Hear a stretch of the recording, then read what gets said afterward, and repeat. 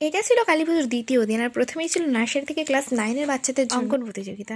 আমাদের এখানে এবছর মোট 5 দিন ঠাকুর ছিল, তো যেদিন ঠাকুর উঠেছে আর যেদিন বিসর্জন হয়েছে 2 দিন বাদ দিয়ে বাকি 3 দিন শুধু খেলাধুলাই হয়েছে। সন্ধ্যাবেলা প্রথমে মহিলা সর্বসাধারণের জন্য ছিল বাতি জ্বালানো, আর তারপরে ছিল শঙ্খধ্বনি। আর আমি এবছর মোট 5টা বাতি জ্বালিয়েছি, অন্য বছরের থেকে যথেষ্ট বেশি। আর এই সমস্ত খেলাধুলায় নাম লেখানোর দায়িত্ব থাকে আমার ওপরে, পরিচালনা করে অন্যজন, কিন্তু নাম লিখি আমি। এখন যে খেলাটা হচ্ছে দেখতে পাচ্ছ, এটা টোটালি লাখের উপরে খেলাটা। আমি এই মুহূর্তে নামটা মনে করতে পারছি না কি নাম দেওয়া হয়েছিল, কিন্তু খেলাটা এরকমই ছিল। ওই পর্দার আড়ালে দুটো নাম আছে, সেই নামের মধ্যে তোমাকে সাপোজ বাঘ আর সিংহ, বাঘ কোন দিকে আছে বলতে হবে। এটা টোটালি তোমার লাকের উপর ডিপেন্ড করছে। তবে হ্যাঁ, এই খেলাটি আমার বোন সেকেন্ড হয়েছে। এরপরে মা বোন ভাইদের সাথে যাই ফুচকা খেতে, আর ফুচকা খেয়ে আস্তে আস্তে দেখি বল পাস খেলা শুরু হয়ে গিয়েছে। কমসে কম 30-35 জন ছিল, দুটো রাউন্ডও হয়ে গিয়েছে। আমি সেই দুটো রাউন্ডের মাঝখানেই ঢুকে গিয়েছিলাম, শুধু আমি নয়, বোন মা সবাই ঢুকে গিয়েছিলাম। সেই খেলাতেই আমি সেকেন্ড হয়েছি। প্রথম দিনের সব খেলা ছিল মোটামুটি এই পর্যন্ত, আর এরপরে চলে একটু নাচা গানা। চলো আস্তে আসি, দেখা হচ্ছে পরের ভিডিও। তখন সব ভালো থেকো।